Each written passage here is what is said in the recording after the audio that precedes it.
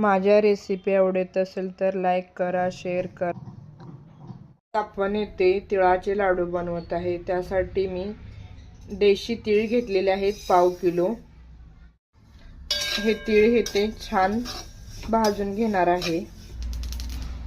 तीळ मी एका ताटात थंड होण्यासाठी ठेवलेले आहेत। साजूक तूप 2 चमचे टाकलेले आहे मी।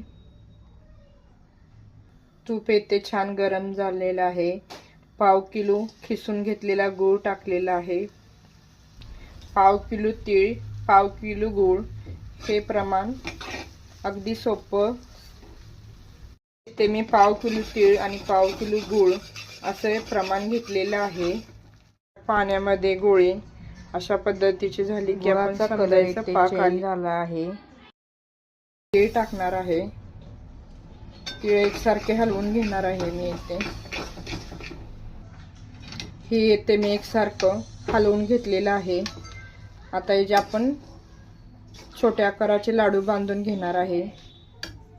राहिलेले लाडू बांधता येत नसेल तर अजून एकदा गरम करून घेऊ शकता।